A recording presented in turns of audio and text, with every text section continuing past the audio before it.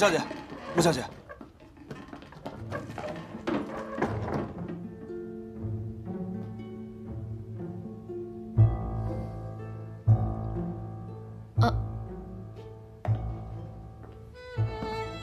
穆小姐，小叔叔他喝多了。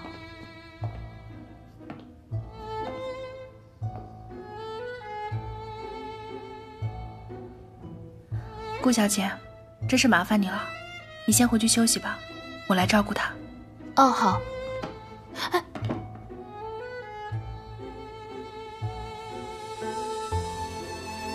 你留下来。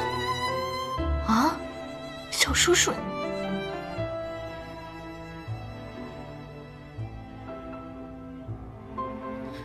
我来都来了，你还麻烦人家顾小姐干什么？谭四，在，送他回去。是。我不回去。你是不是有什么事情瞒着我？不然你不会对我这个样子的。我没事，你想多了。那天你在我家里突然就走了，之后市里服又失约，现在又喝成这个样子。 你还非要顾小姐留下来照顾你？双儿是我的家人。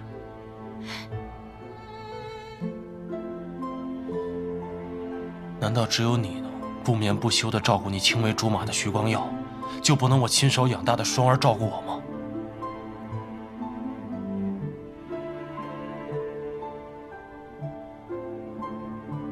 所以你是在和我翻旧账吗？没有，穆小姐。 小叔叔他喝醉了，说胡话呢。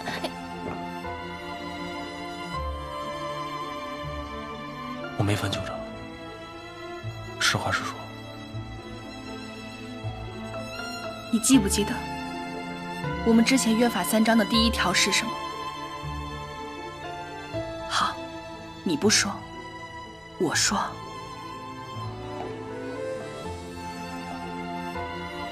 第1条就是。 既然互相合作，就要彼此信任。信任个屁！你半夜闯到我办公室来，不就是不信任我？我没有不信任你，我是真的想留下来照顾你。如果你一定要顾小姐留下，可以，我可以走，但你得告诉我理由啊。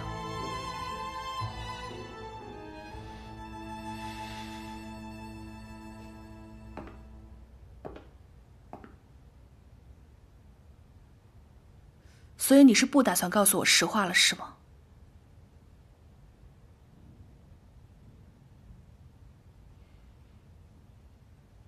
你曾经告诉过我，真正的信任是在彼此看不到的地方，依然选择相信对方。所以这一次，我还是相信你。我相信你突然的冷淡是有原因的。 但如果我们还有机会成为夫妻，我希望你能让我看到你的一切。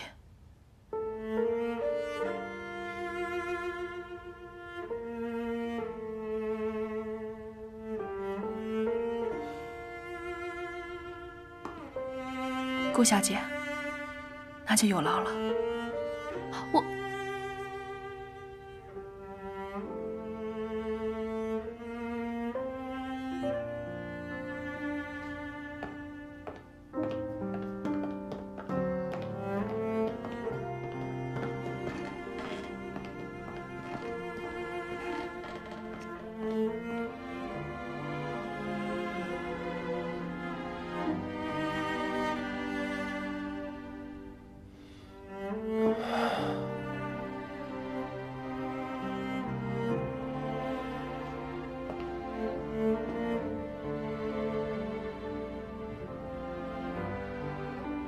小叔叔，你干嘛呀？你们之间到底怎么了？到底发生什么事了？你为什么要那样说？你别这样折磨自己了。双儿，你知道吗？我原本以为不信命的，我觉得我做什么都没有问题，什么都难不倒我。但是现在，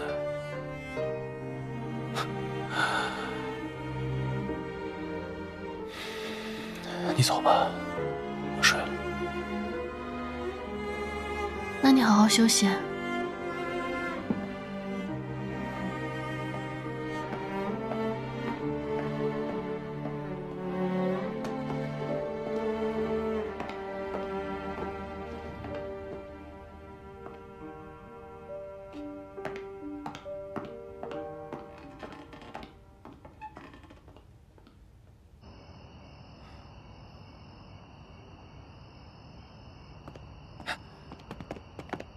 穆小姐，你怎么一个人出来了？顾小姐呢？顾小姐要照顾谭司令，恐怕没有时间见你。穆婉清，你有没有搞错？他谭玄龄还没跟你结婚呢，这就敢吃着碗里看着锅里了？你就这么惯着他？顾小姐和谭司令是亲人，用不着你来说三道四。完了完了，你是彻底被那个谭玄龄给洗脑了吧？我和谭司令之间更用不着你来说三道四。穆婉清，你怎么这么不识好人心呢？谭玄龄他什么人？他是一个马匪土包子，你一个弱女子能拿捏得住吗？你当初为了他拒绝了光耀，现在他原形毕露，你不仅自作自受，还连累了我。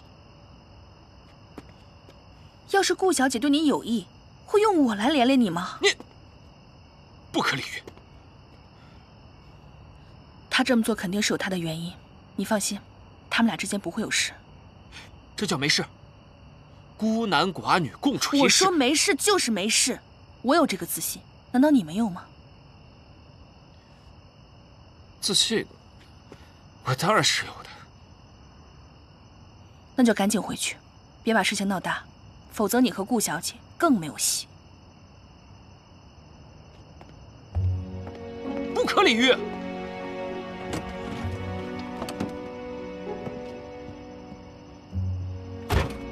开车。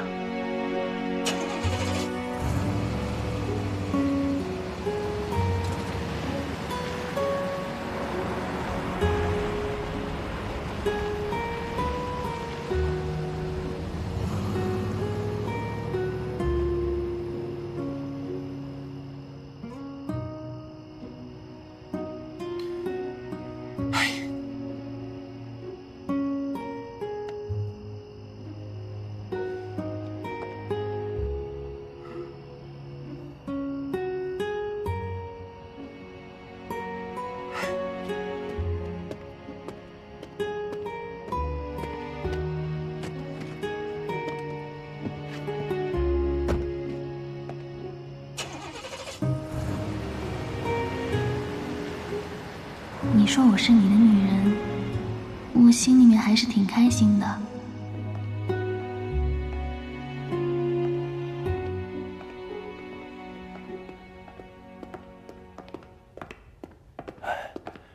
大小姐回来了。你没事早点下去休息吧。哎，夜深了，你也早点歇着吧。穆管家，那天谭司令有没有说什么？谭司令也没说什么，就是一直在看照片。不过他问了2句照片的事。你把他那天看的相册全部给我。哎，谭司令看的是哪本相册？是这本。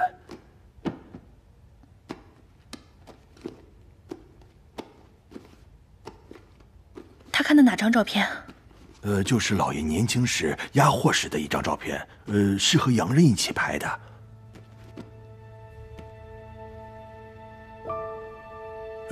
就是这张。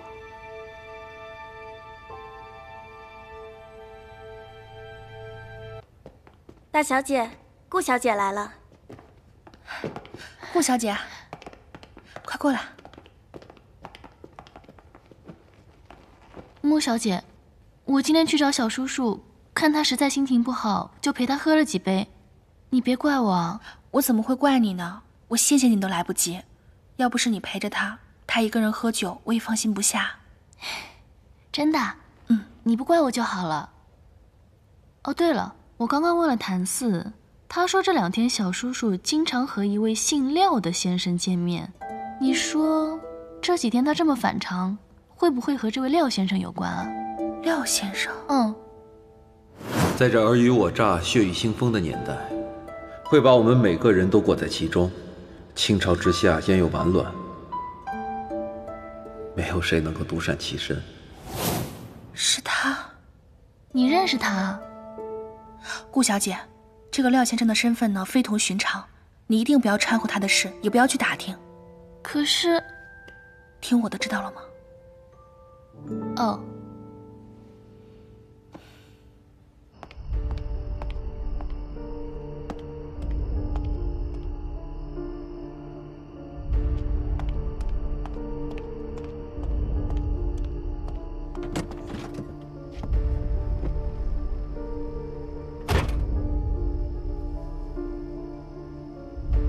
事情办得怎么样了？照片我已经找出来了，也放在了明显的位置上。我猜，谭玄灵应该已经看到了。我们要的是确切的消息，不是猜疑。他们又不让我回木公馆，我怎么可能时时刻刻盯在那儿？找个借口，进门去试探一下，最好想办法留在穆婉清的身边。谭玄灵看了照片。他不可能对穆婉清还这样的风平浪静。我可以去帮你们试探，但是你们真的能替我搞垮谭玄灵和穆婉清，帮我夺回穆家的财产吗？我们的能力不容你质疑，只要你按照我所说的完成，你就会是穆家以后的掌门人。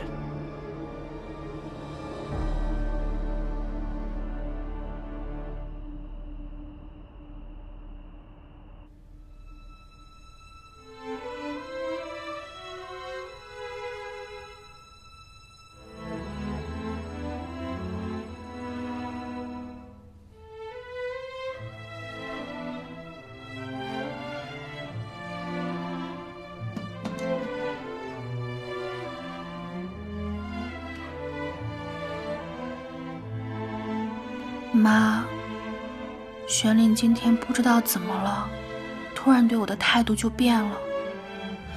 你说这男人是不是就是这么善变，就是这么让人琢磨不透啊？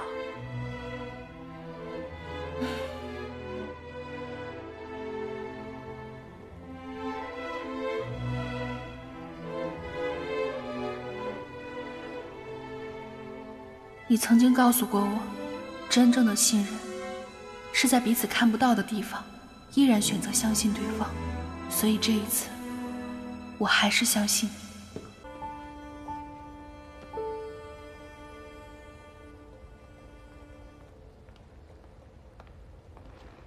婉婷来了。婉清，坐。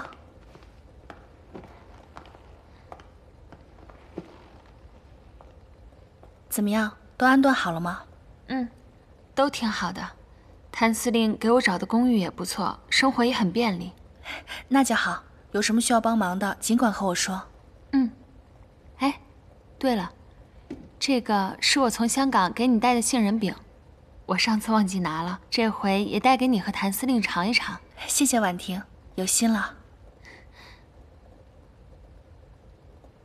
哎，谭司令呢？他还没有搬过来。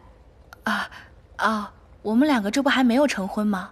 他要是现在就搬进来，难免人家说闲话。怎么，你找他有事啊？没事儿，就是他帮我这么大忙，也想当面谢谢他。哎，你们的婚期定了吗？我还给你们提前准备贺礼啊。快了，但是最近他忙，得等他忙完以后再定。也是，现在全上海都归他管了，忙点也正常。好了，不要总说我们两个了，说说你啊，什么时候回香港？我呢，在香港的生活也不太适应，所以还是想回到上海来。留在上海，那有什么打算？婉清，你要是愿意的话，看看能不能在穆家的商会或者码头给我一份工作。我不怕苦也不怕累的，只要能让我自食其力就行。我在华商总会倒是缺一个秘书，你对穆家熟悉，脸面上也过得去，你要不要考虑一下？真的吗？那太好了。不过我有言在先啊，我只能给你市场上的薪水，而且你只做秘书的工作，其他的事情不用你管。当然了，你要是不愿意的话，我也不勉强。我愿意，我愿意。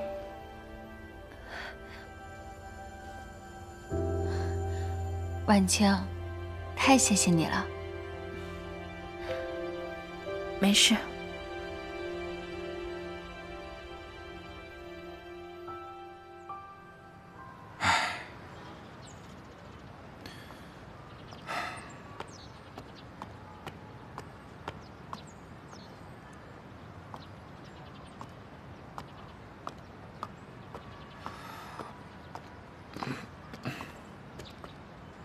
你来干什么？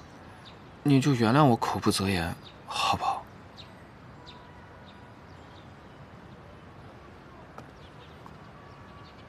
昨天晚上打疼你了吧？我这脸上不疼，心里疼。我这一看着你们俩在车上，就亲，我就亲。对啊，就。你说什么呢？怎么可能？昨天晚上小叔叔喝多了，靠在我身上，我照顾他而已。你说什么呢？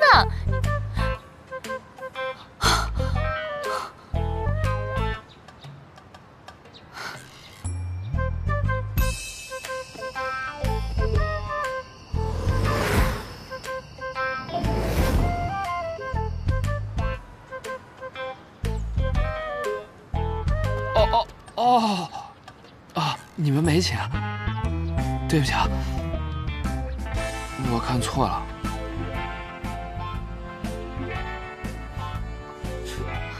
说好了，以后可不许再无理取闹了，我得看你表现，否则……哎，我昨天不是也是一时情急吗？这不是因为关心你吗？对不对？你至于吗？我是说，否则我们就只能继续做朋友了。否则，你的意思是，如果我表现好的话，我们就可以更进一步了？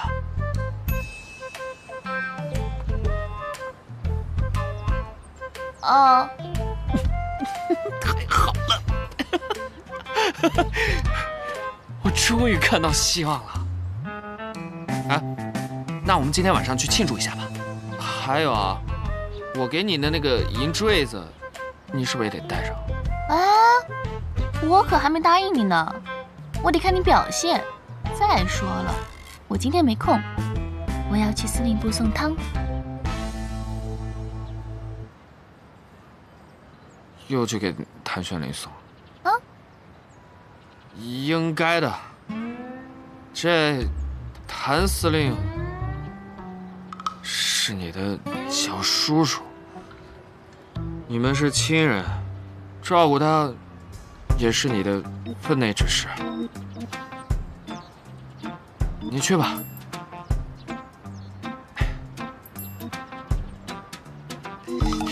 代我向谭司令问好。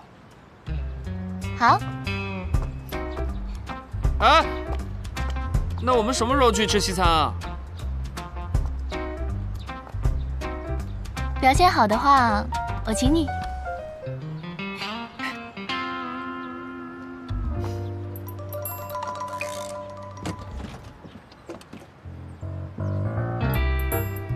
开车慢点儿。徐伯君一下野，这帮租界的洋人对咱们还真是客气了，就连沪上的老板都开始巴结咱们了。没什么好得意的，墙头草罢了。小叔叔，你怎么来了？你这是要去哪儿？头不疼了？不疼了，我要去租界跟洋人谈点事。哦，我还给你炖了汤呢。放这儿吧，我回来喝。嗯。哎，你是又要去找那个费安顿吗？这回不是费安顿，是犹太商人约瑟夫。约瑟夫我认识啊，我马上要上映的新电影《春闺梦里人》有他的投资，要不我陪你去吧？你不是不喜欢和洋人谈事吗？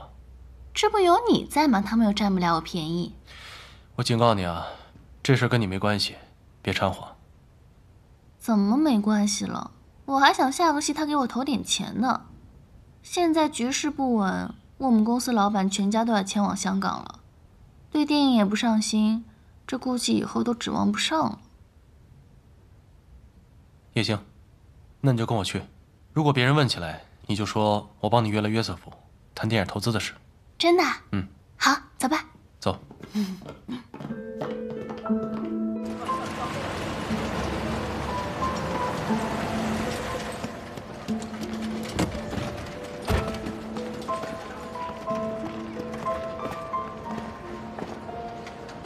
谭司令带着顾小姐去了理查饭店。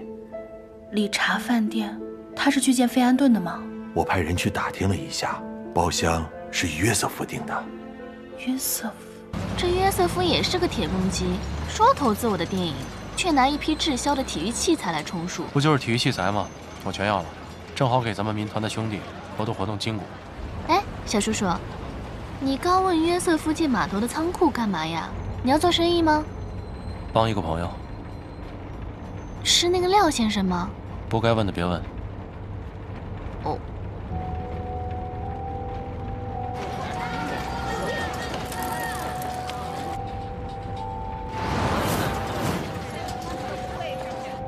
司令，我们后面好像有个小尾巴。看来徐伯钧的人清除的不够彻底嘛，正好借此机会一网打尽。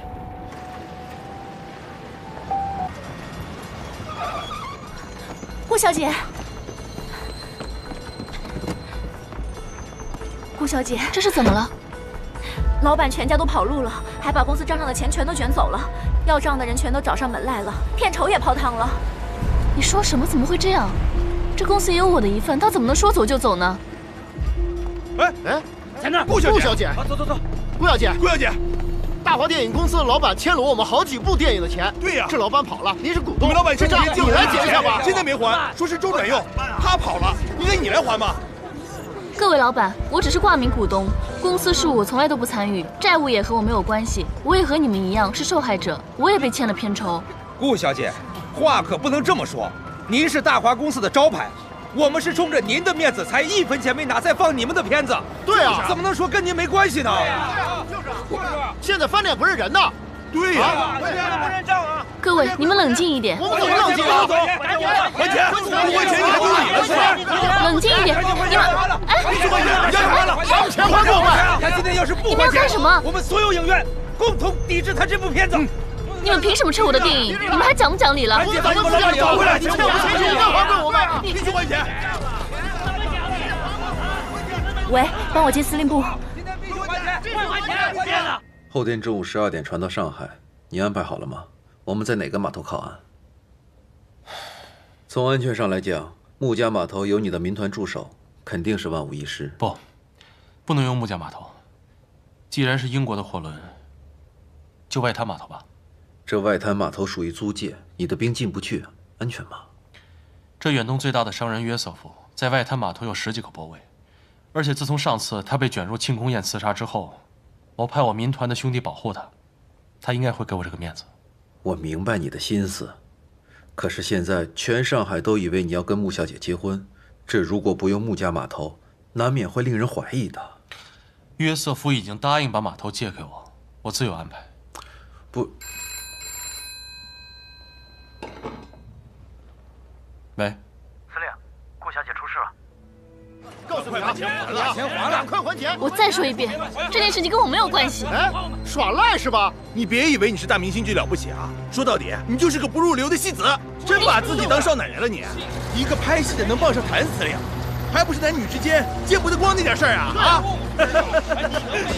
可不是嘛！我看谁敢在这撒野啊！各位，这都是上海滩有头有脸的人，为什么要为难一个弱女子？不觉得有点不要脸吗？谭司令，那大华公司欠我们的钱怎么办呢？我们影院也有员工要养，我们这些人也是要吃饭的呀。是啊，大华欠我们钱的老板跑了，他是大华的股东，我们不找他找谁啊？对，反正今天账不结清，我们是不会放他的新片的。对。好啊，今天不还钱不行，必须还钱。对，你们不就是要钱吗？只要我把你们的债给还清了，就没什么问题了，对吧？还钱，行了。我谭玄林以上海司令的名义在向你们担保，大华公司欠你们的钱由穆家商会承担。只不过我有一个条件，必须要放他的电影。那谭司令此话当真？如果你不相信，可以去穆家商会求证啊。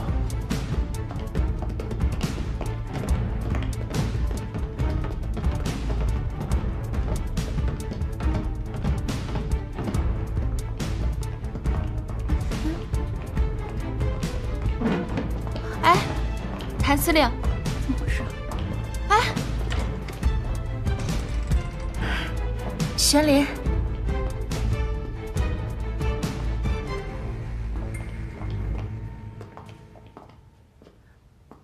这是？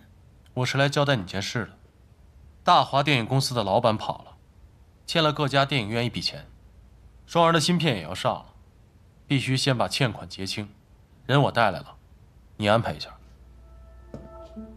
我安排什么？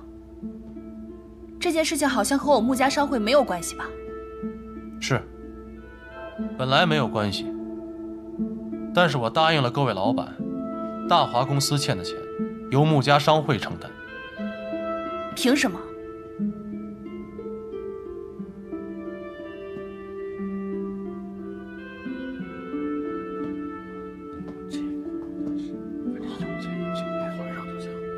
没有凭什么，我只是来通知你的。有钱也不能乱花，我问的是为什么要我来还？因为双儿的新戏要上了，不还钱就上不了，你明白了吗？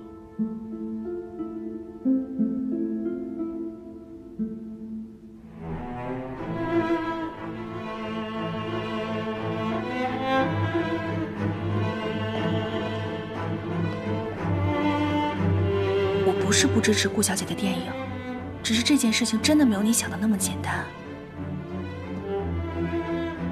我不管其他的，我就问你能不能快点。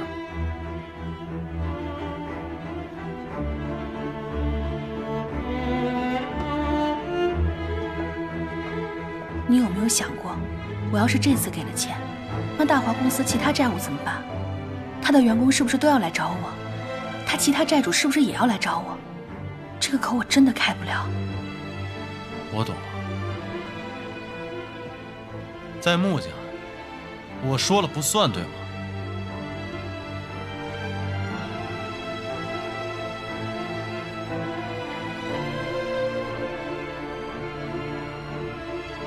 你能不能讲点道理？讲道理。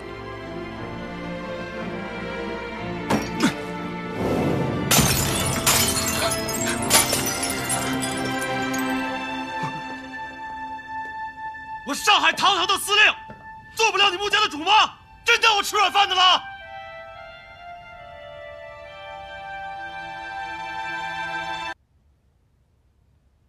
你能不能讲点道理？讲道理。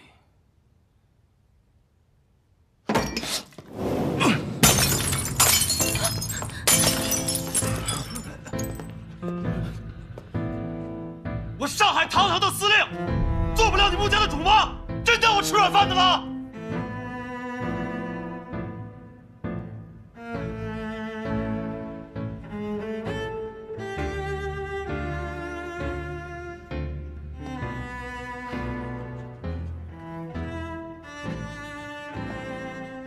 雪莲，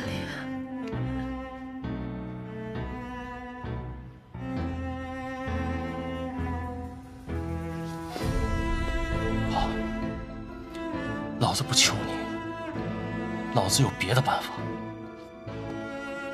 你干嘛呀？吃枪药了？双儿，你放心，你的芯片一定会准时上映。他穆家不帮你，有的是人愿意帮你。各位老板，我以司令部的名义担保，欠你们的钱如数奉还。各位请回吧。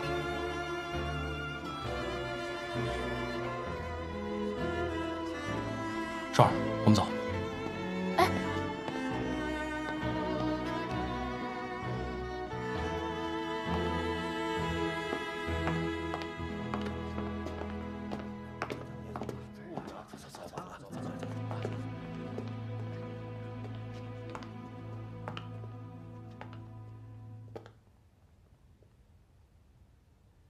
婉清，谭司令怎么这么对你啊？我也不知道，他这几天变得好冷漠，今天更是变本加厉。为了顾月霜的电影，当着这么多人冲我拍桌子。你先去忙吧，我自己一个人待一会儿。好，我先去忙，你也别太难过。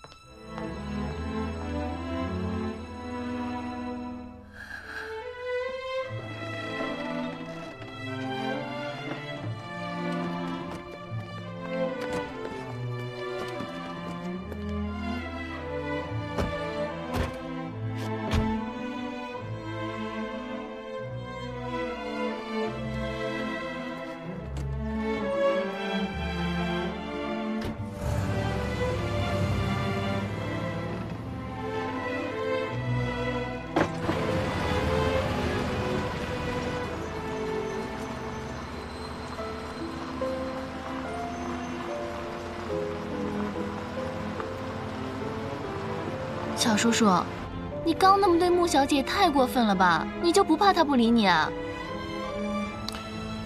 她最好别理我。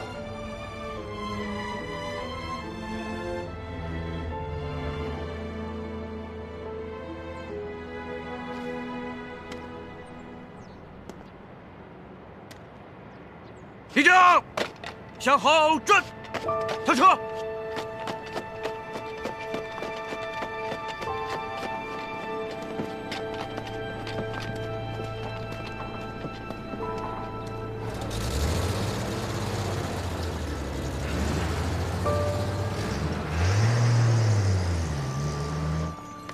那就祝我们合作愉快。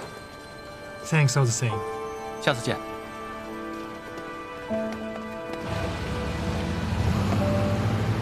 停车！您不能进去。我来找你们司令。穆小姐，您真的不能进去。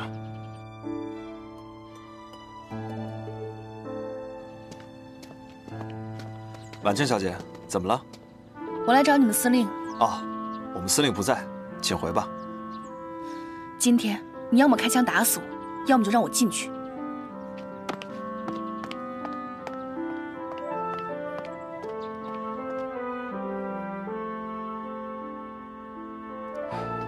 哎，穆小姐，哎，穆小姐，哎，穆小姐，穆小姐，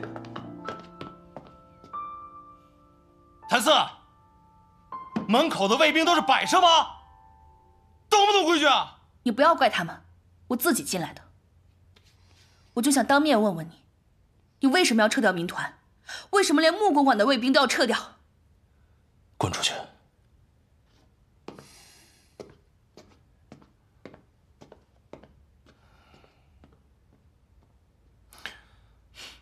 军务上的事，你无权过问。无权过问。穆公馆的卫兵你可以撤掉，但是民团是我华商总会的，保护码头天经地义。你敢不敢当面给我个理由？比起跟你们穆家，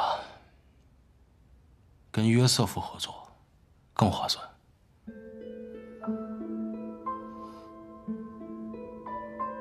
他把码头借给我运货，我让我的民团兄弟去保护外滩码头的安全，有错吗？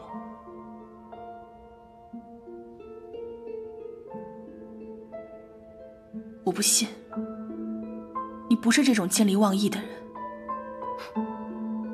那是你不了解我。一个能在乱世混得如鱼得水的人，会是君子吗？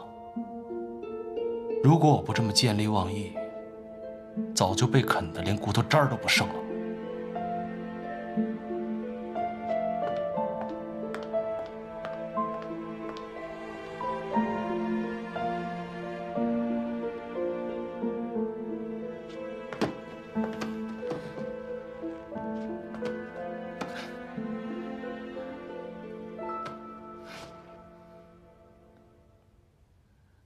玄莲，这里没有外人，你跟我不用演戏。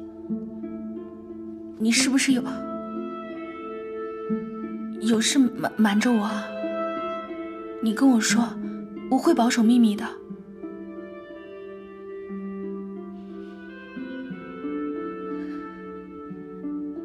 这些天，我一直在想我们两个之间发生的事情。但我真的想不明白，你到底是为了什么，好端端变成这样？你就当我是一个阴晴不定的混蛋吧。可你明明就不是啊！你告诉我一个理由好不好？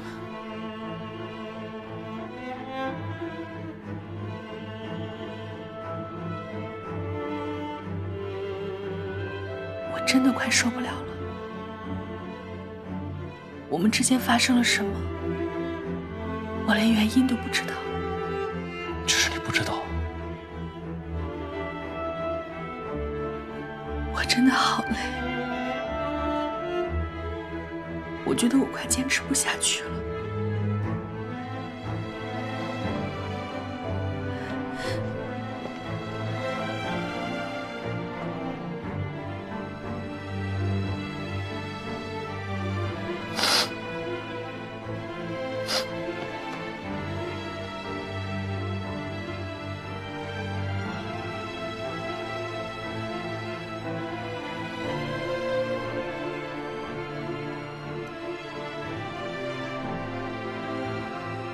那就别坚持了。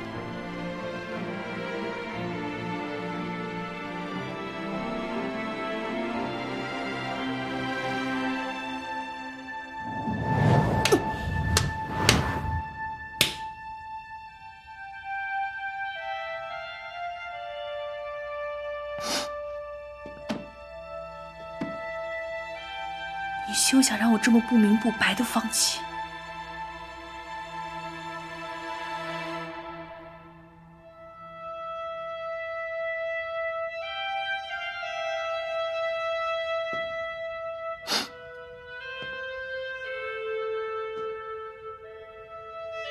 好，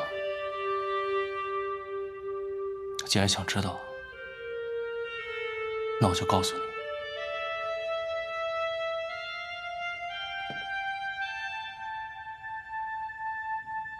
你知道我爹怎么死的吗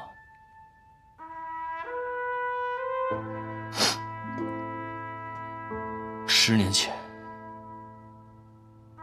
我爹押送军火，途经江浦，被一伙人偷袭，全军覆没。他们用的是开花弹，杀伤力极强。这种子弹，各国的正规军都禁止使用。我爹在死的时候，胸口都被炸掉了大半。那伙人是谁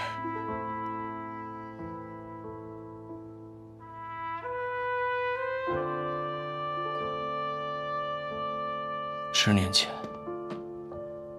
你爸爸替徐伯钧押送物资，也经过江浦。他雇佣了一队白俄的洋枪队，这帮人用的就是开花弹。雇佣的理由是战斗力高。我不信。你不信？不可能。不可能。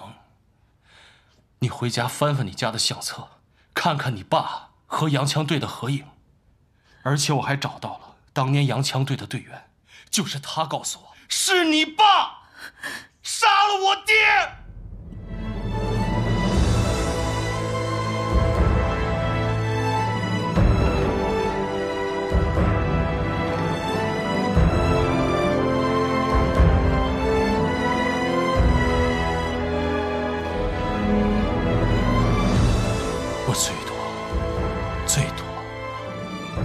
我最多做到不恨你。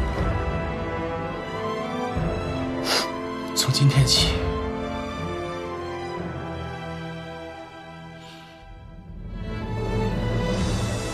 我们井水不犯河水。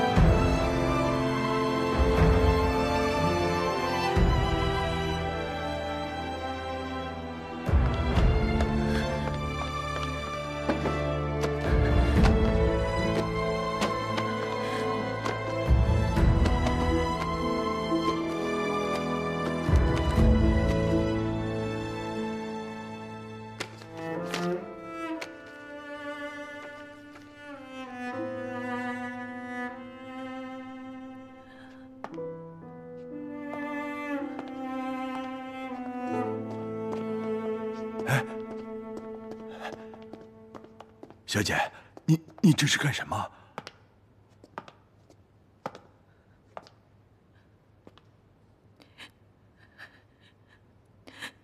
这张照片是在江浦照的。没错呀，这是10年前老爷押货路过江浦的时候照的。怎么，您跟谭司令对这张照片都感兴趣啊？大小姐，婉婷小姐，大小姐今天不方便，商会有什么事，明天再说吧。什么情况？这发生什么事了？下午从司令部回来，大小姐就急着看相册，可谁知看着看着就哭了起来，谁劝都没用。哎呀，大小姐，您倒是说句话呀！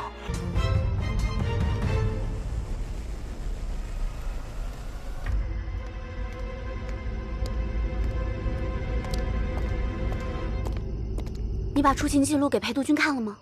副帅看了。他怎么说？副帅宁可信其有，不可信其无，还准备派人去上海调查此事。不过他也答应了，如果真的是诬告，一定还谭司令清白。那就好。大帅有命，鉴于谭小姐与谭司令的关系，请谭小姐留在参谋部24小时，等调查结束后再离开。不必了吧？还请谭小姐配合。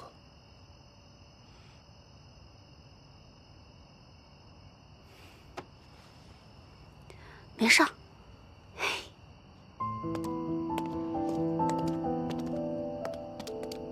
少帅，你也请。我也要去吗？督军关心谭小姐，怕她无聊，特命令少帅陪伴。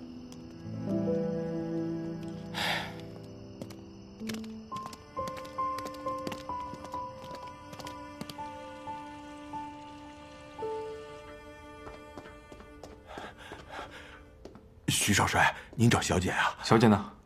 哎呀，小姐下午从谭司令那里回来以后，大哭了一场，然后就自己开车出去了。她也不让我们跟着呀。什么？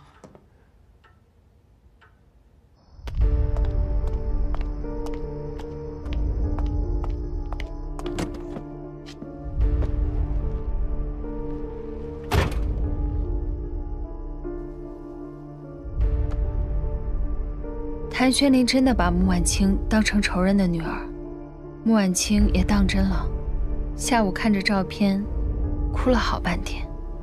只要他们各自为战，我们也有利于各个击破了。等明天中午，外滩码头的军火一到，谭玄林的死期就难免了。约瑟夫这个洋人是不可能包庇他的。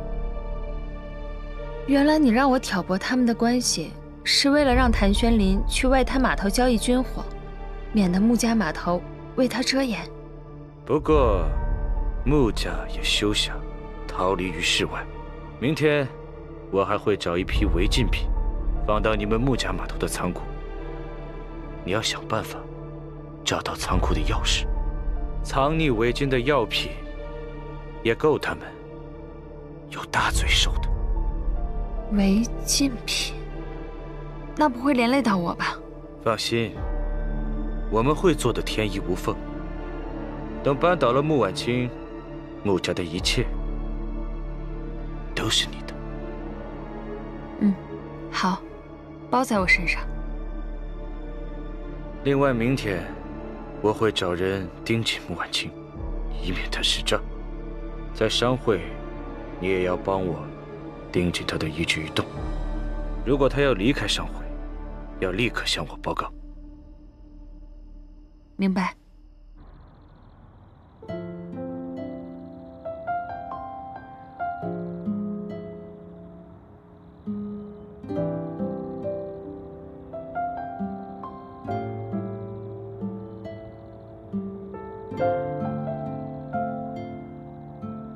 你看啊，这上海都是我的地盘。现在，我向你保证，只要有我在，你一定会平平安安的。您那日说的话都不算数了吗？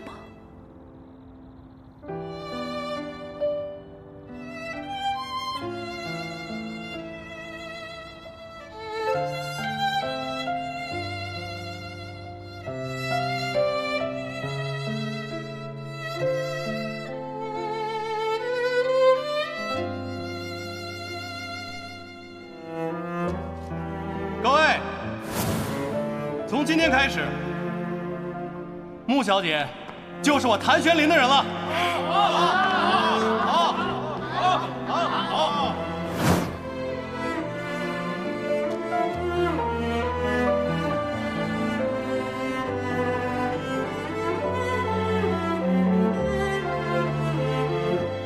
哎，许督办，你不能进去。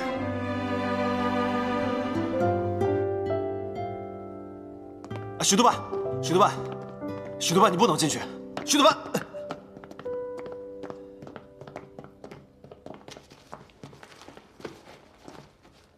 司令，许督办说要回自己的办公室拿东西，我也不好拦着。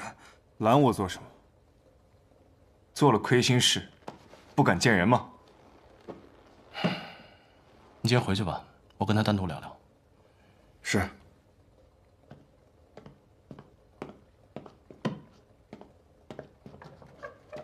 你和婉清到底是怎么回事？好事不出门，坏事传千里啊！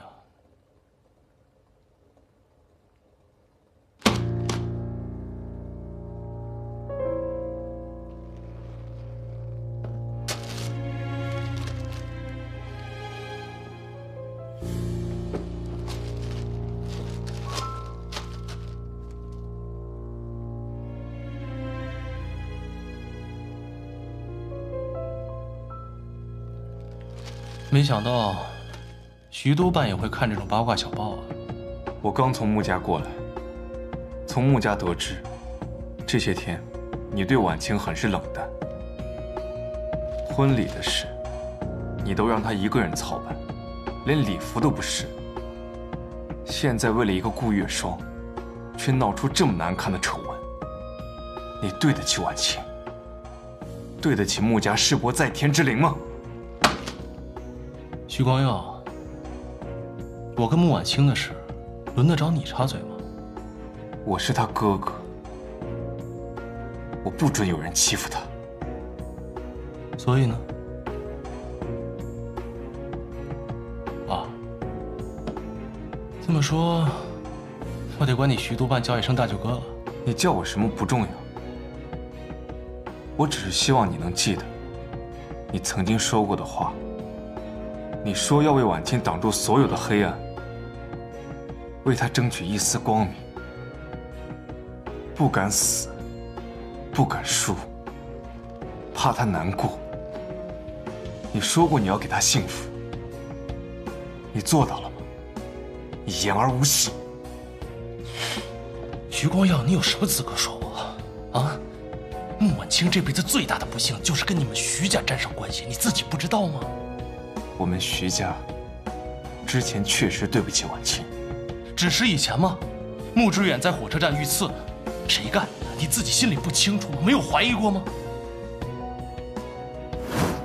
徐远在吗？好几天没见着了。我说过要守护他一辈子，我说到做到。哼，守护一辈子，当他哥哥对吗？你自己心里没有想过他吗？你现在不想他吗？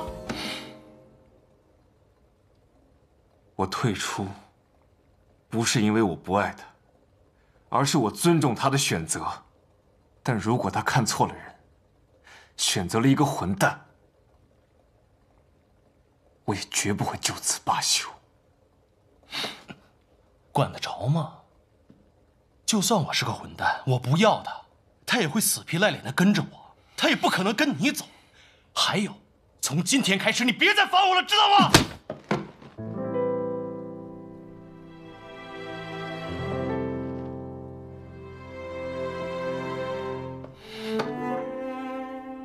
你给我听着，你要真的是个混蛋，我一定不会放过你。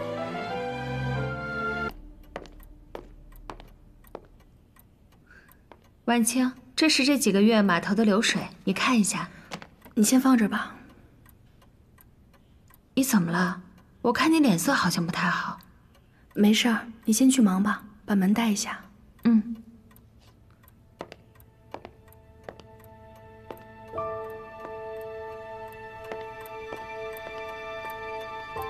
东风，南北西风都见了，谭司令还敢打东风，哼，就不怕别人招胡啊？这西风、南风、北风都在你们3个人手里，你们谁都胡不了，我怕什么？宫中，谭司令，你真是艺高人胆大呀！费总统，中文越来越地道了啊！8头。哟，光耀兄牌不错嘛，这是想做清一色呀？谭司令牌也不错，现在了，还有时间猜别人的牌怎么样？麻将嘛，顺其自然。如果硬要做清一色，吃力不讨好啊。哎呀，我看大家都是胡的大牌呀。来脸。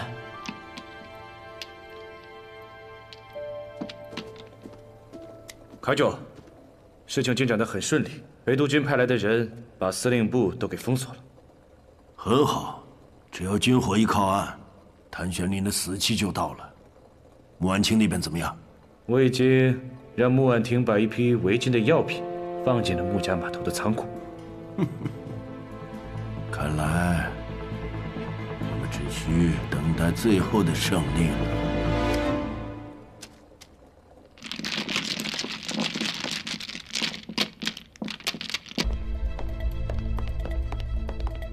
哎，婉清，你要出去啊？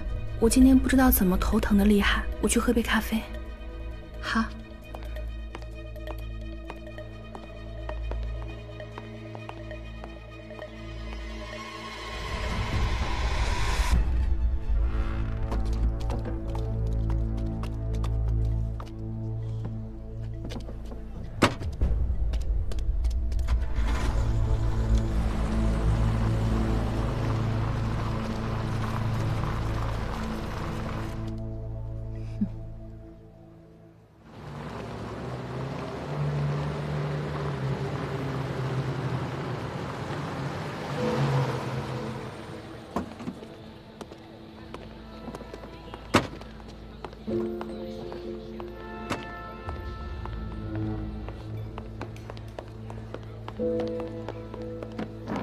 谢谢。给我一杯咖啡。好，请稍等。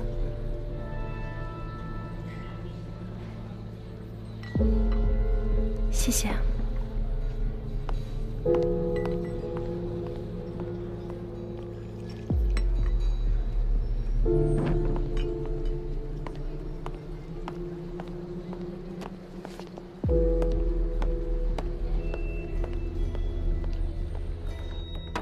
通。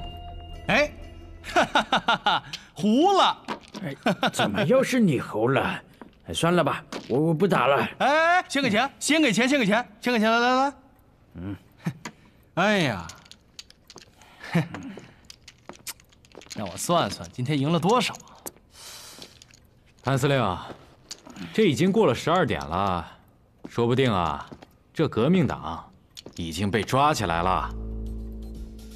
好啊，抓得好，我倒要看看是哪个王八蛋，连累老子。这么久了，怎么还没回来？要不要去看看？得去看看，不然人丢了怎么办？哎，回来了。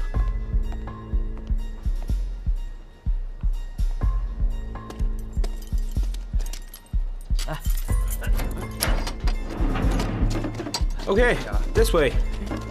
快！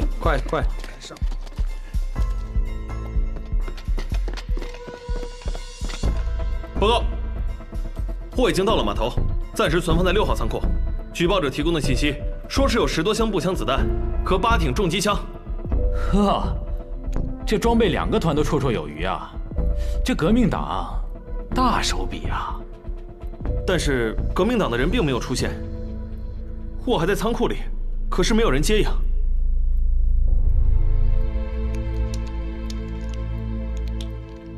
是。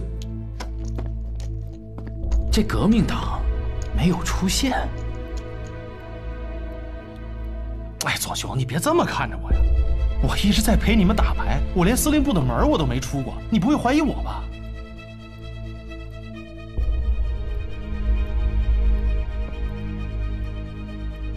现在下结论还为时过早。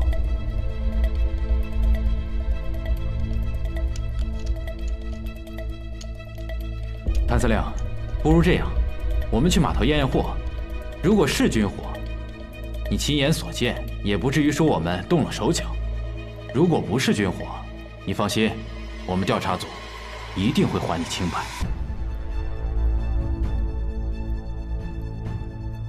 好，就依你所言。好，请。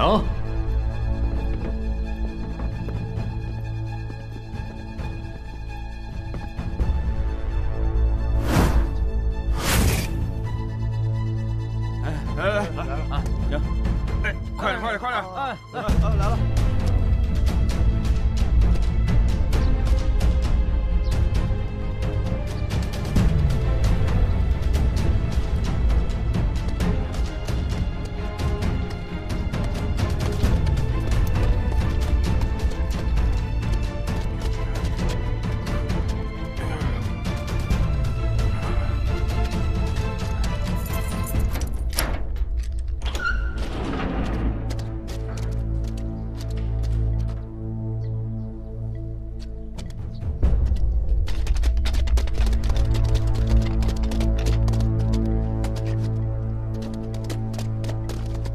谭司令，请吧。左兄，这个仓库呢，是我跟费总统的朋友约瑟夫先生借的，但这里边有什么我也不知道，我就是做点小生意。但是接头人没来，你不会赖在我身上吧？谭司令，你租这个仓库是做生意还是运军火，这个我一点也不关心。但是今天如果在仓库里一旦发现了军火，那就说明这次举报绝非空穴来风了。那你谭司令的嫌疑，那可就撇不清了。哎，这哪儿跟哪儿？左参谋，即便查到了军火，就此断定是谭司令通敌，未免也有些武断了吧？对呀，有举报，有物证，这也不算冤枉谭司令吧？走吧。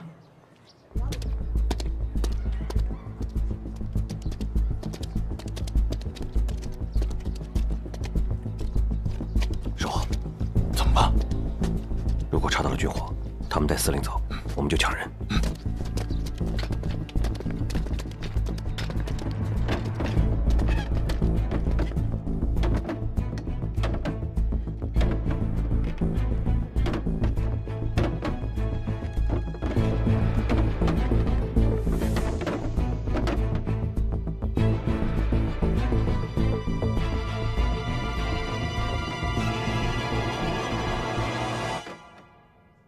报告长官，所有箱子里全都是碗筷。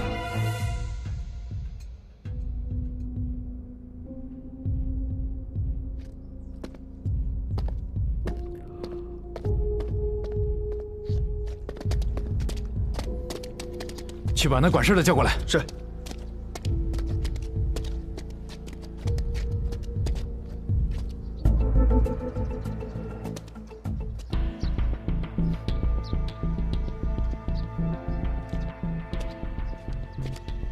长官，有什么问题吗？6号仓库今天所有到的货是不是都在这里面？长官，这个是9号仓库，6号仓库在后面。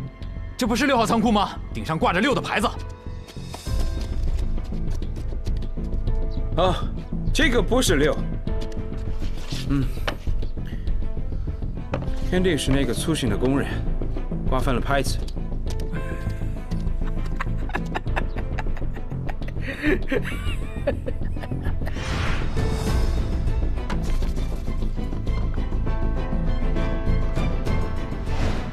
难道是他？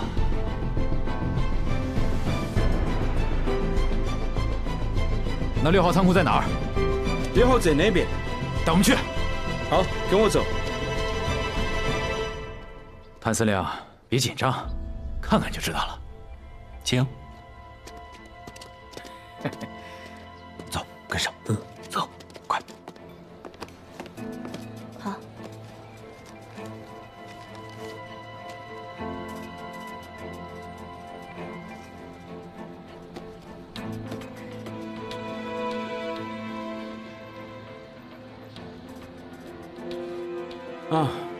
Oh, this is 6, not 9.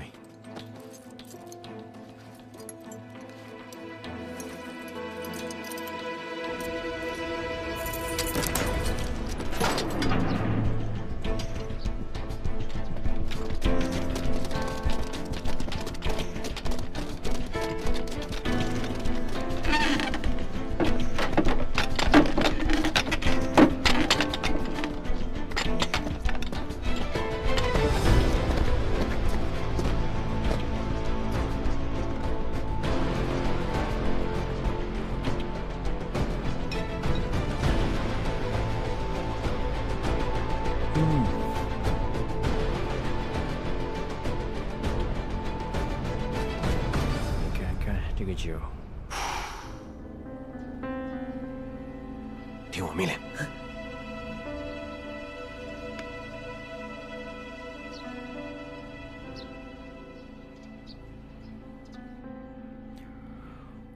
报告长官，所有的箱子里面全部都是各种红酒和洋酒。哎，你看，这是1916年的洋酒，你不妨闻一闻吧。哎，你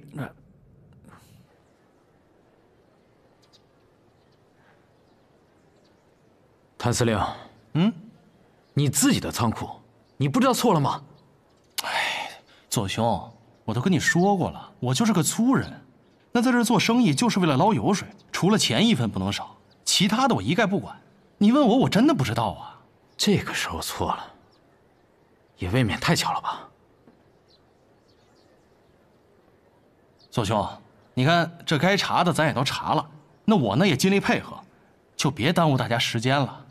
是啊，也许是情报有误，一场误会罢了。对呀，哎，你说误会可不对，我看这就是诬陷。也不知道我挡了谁的财路，对我下这种狠手，别让老子逮到。今天虽然没有查到证据，但是仓库的事情事出蹊跷，不排除有人做手脚的可能。今天这个事情，我会一五一十的向北京汇报。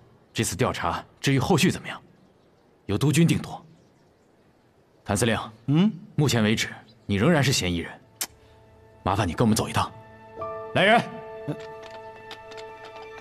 左参谋，这样就抓人，不太合适吧？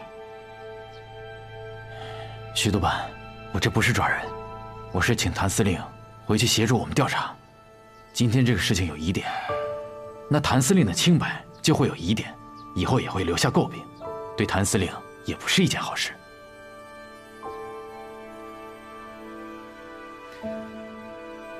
清者自清，谭司令，如果你真是清白的，那我们调查的越仔细，就对你越有利。行，既然左兄这么谨慎，那我尽力配合就是。请吧。I can't believe it. How can they make a mistake?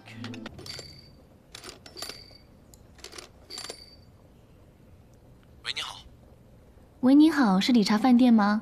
是。麻烦帮我转苏洪琛先生的房间。请稍等。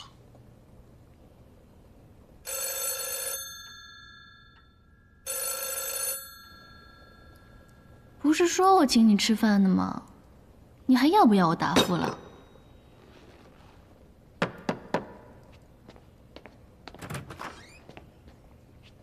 你们是？我们是司令部的，谭司令让我们来接顾小姐过去一趟。顾小姐，小叔叔。报告，我去查过，今天外滩码头12点到1点之间，6号仓库只提过1次货，这是出货单，上面有提货人的签字。因为当时仓库号是乱的，所以签的是9号仓库。怎么是日文？你问过码头管事的没有？什么人提的？说是一个年轻男人。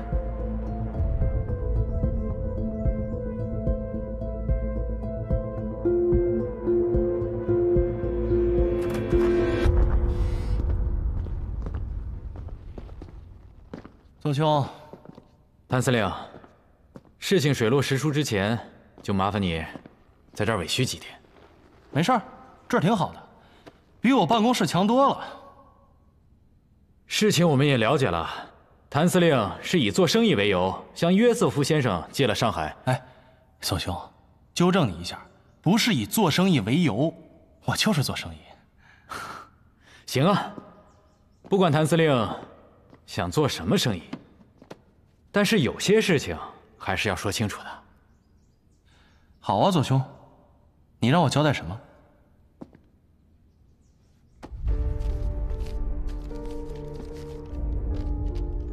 这是今天外滩码头12点30分的一张出货单。我们查9号仓库的时候，6号仓库出了一批货。谭司令，你就不想知道出货人是谁吗？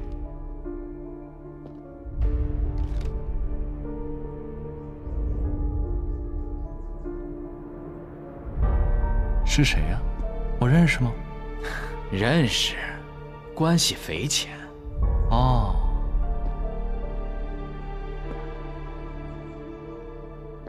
关系匪浅，跟我关系匪浅的人，要么是朋友，要么就是敌人。我真的猜不出来，不然左兄说明白一点。谭司令既然猜不到，那就不猜了。等我们把所有事情调查清楚，一切就都知道了。好啊，左参谋，那我就等你的好消息了。OK， 那我们呢，不打扰你休息了，我们呢先走了啊。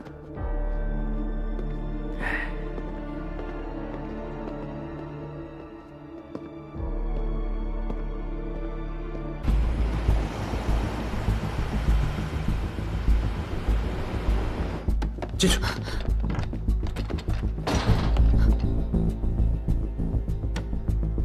顾小姐。好久不见，你是徐伯钧的副官。顾小姐，好记性啊！穆家舞会上远远看过你一眼，不过我们好像一向没有什么来往。徐副官带我来这里做什么？特地请顾小姐过来，只不过是帮个忙。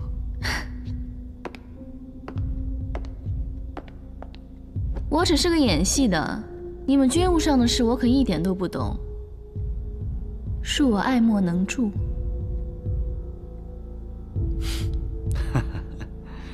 顾小姐，别拒人于千里之外啊！这个忙，还真只有你能帮得了。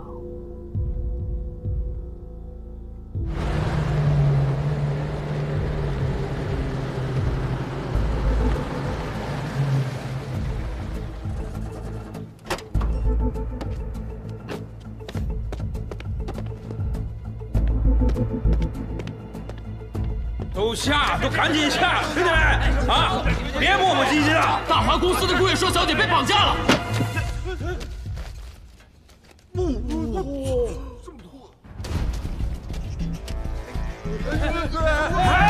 别抢！赶紧的，马上就给我找人！对，好，走，赶紧找人！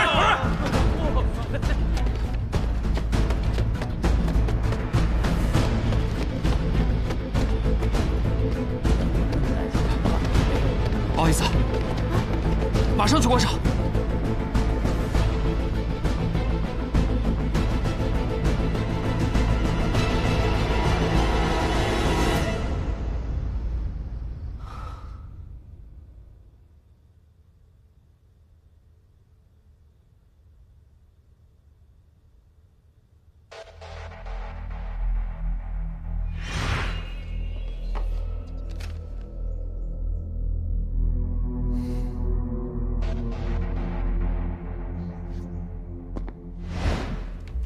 虽然出户单上不是他的名字，但是他会把军火藏在哪儿呢？如果藏在穆家码头，万一被查出来，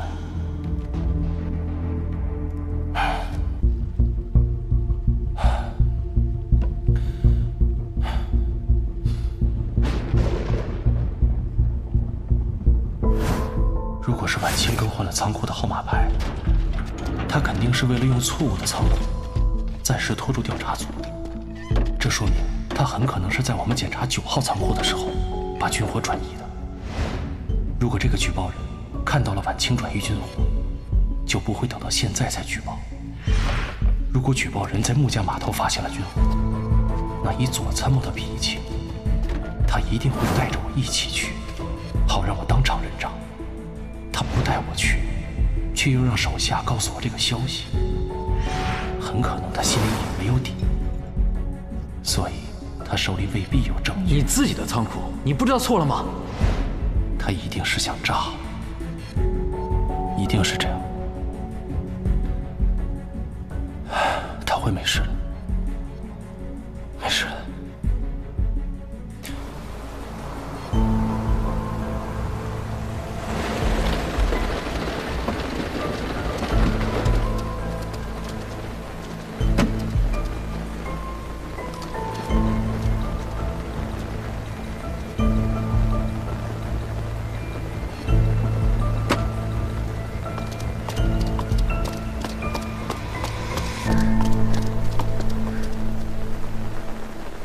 穆小姐，长官，这么晚喊我过来，什么事啊？有人举报说你们穆家仓库里藏有违禁品。这儿我们都是租出去的，里面有什么货我也不知道。清楚不清楚？打开就知道了。这都是人家的货，我私自开仓也不好吧？怎么，穆小姐是心里有鬼，不敢让我们看吧？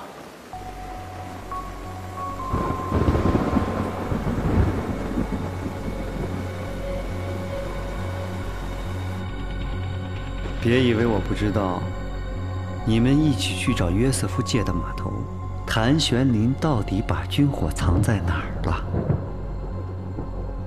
我说了，我只是个演戏的，根本就不知道什么军火。你们既然派人盯着我小叔叔，那这个问题应该问你们的人才对吧？你不用跟我兜圈子，你要再不说，小心我对你不客气。徐伯钧已经下野了，上海现在是我小叔叔的地盘，你们敢动我一根手指头试试？看看最后吃亏的是谁？威胁我？我好怕呀！别以为你是女明星，我就不敢动。乖乖说出来，免得受这皮肉之苦。狗仗人势，连徐伯钧都不是我小叔叔的对手，何况你们这几只狗腿？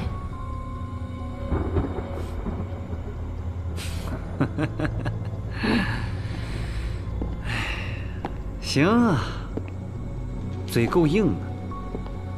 郝元相劝你不听，非要敬酒不吃吃罚酒。给我打！是。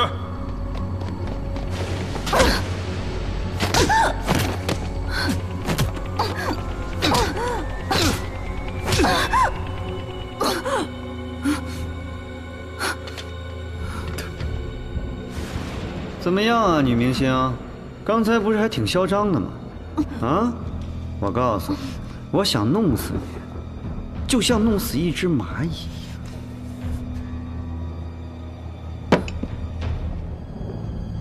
识相点儿，说出军火下落，我就放你走。我说了，我什么都不知道。你就是弄死我，我也不知道。有没有见过他？没有啊。有没有见过他？没有。少帅，苏少帅，其余人有没有消息？苏少帅，上海这么大，咱们才搜了不到一半啊！你去跟排查的巡警说，让他们告诉老百姓，只要能找到顾月说，上大洋1000，聚集所有人一起找。是，我这就去。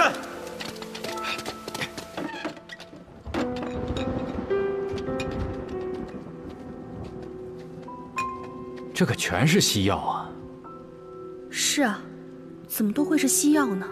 这可是违禁物品啊！管事，这批货是谁的？大小姐，这2天民团撤了，我们光是码头那边的事情都顾不过来，这实在没有人手再来管仓库这儿的事儿啊。那也就是说，这批货不知道是谁的，也没有登记是吗？那现在查出来了，岂不是都赖我？穆小姐，看来这次举报属实，西药是违禁物品。如果你不能提供货主信息，那就麻烦你跟我们走一趟吧。哦。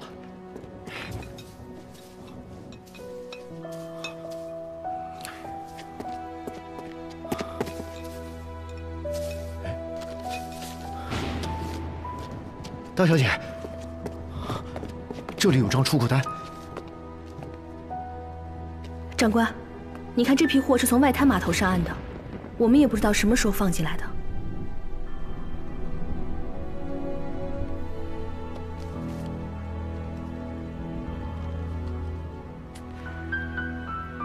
看来，今天早上从外滩码头6号仓库运走的，正是这批西药。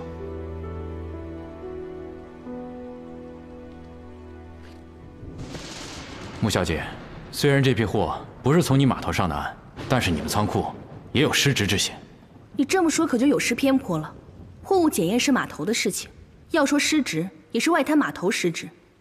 你应该去找约瑟夫先生才对吧？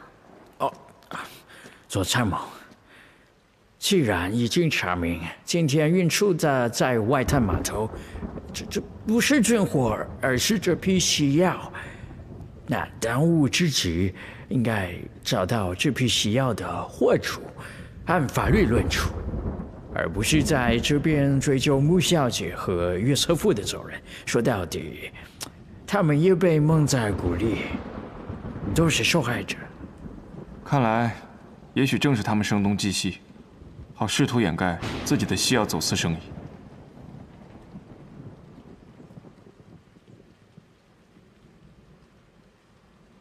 日本人，这上面写的是大和商贸株式会社，好像是一家日本商贸公司。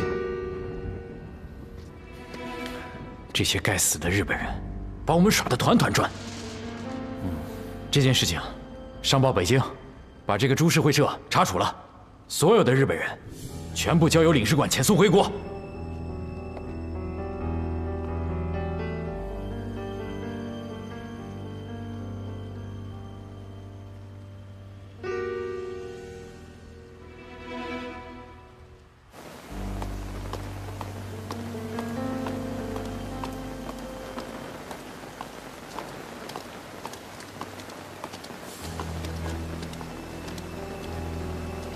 刚才你都看清楚了吧？从现在开始，你的走路和举止必须和穆小姐一模一样。左参谋，这是什么意思？徐督办，小心驶得万年船。如果谭司令真的通敌了，我们让他以为我们抓了穆小姐，正是逼他露出马脚的好时机。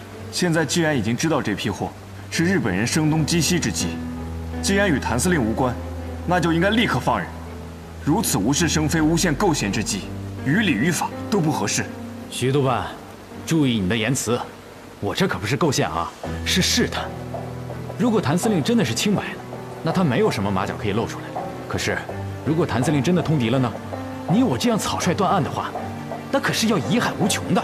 左参谋，我认为此事不妥。徐督办，从一开始举报谭玄林的就是你们岳城督军府，按理说你们是要查清楚才对的，可是你百般阻挠，什么意思啊？难不成从一开始你举报就是假的？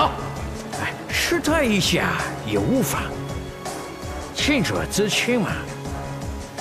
左参谋恪尽职守，确保万无一失。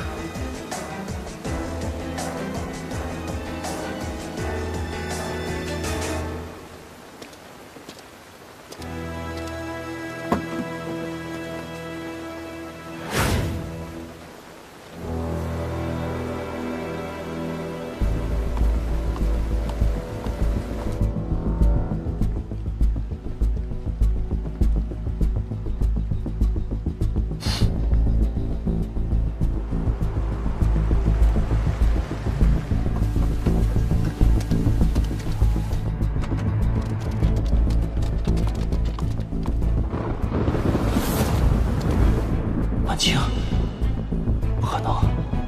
难道他们真的查到了军火？